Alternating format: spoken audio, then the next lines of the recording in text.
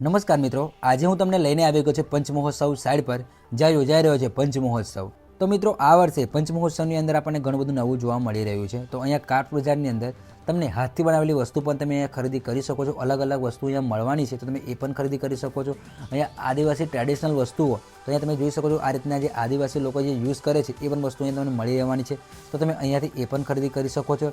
તથા અન્ય પણ અહીંયા ઘણી બધી નવી સ્ટોલો લાગેલી છે, તો તમે તે જગ્યા પરથી તમે ઘણું બધું વસ્તુ અલગ અલગ પ્રકારની વસ્તુ અહીંયા તમે ખરીદી કરી શકો છો। અહીંયા તમામ પ્રકારની વસ્તુઓ મળી રહેવાની છે। તો અહીંયા બહુ મોટો મેળો ભરાય છે, તો અહીંયા ફોટોશૂટ કરવા માટે પણ અહીંયા થીમ બનાવવામાં આવી છે, તો તમે અહીંયા ફોટોશૂટ પણ કરી શકો છો। આ રીતનું કંઈક અહીંયા પંચમહોત્સવનું નામ છે, અહીંયા તે લગાવવામાં આવેલું છે। અહીંયા ખાણીપીણીની અલગ સ્ટોલ આવેલી છે। હવે આપણે જઈશું જે જગ્યા પર સિંગર આવે છે અને પરફોર્મન્સ કરે છે એ જગ્યા પર। અહીંયા તમે જોઈ શકો છો પાર્કિંગ એરિયા આવેલો છે। આજે પંચમહોત્સવના પ્રથમ દિવસે ગીતાબેન રબારી આવ્યા છે, તો તમને સાંભળવા માટે હજારોની સંખ્યામાં લોકો આવી ચૂક્યા છે અને હવે આપણે પણ ગીતાબેન રબારીને સાંભળીશું।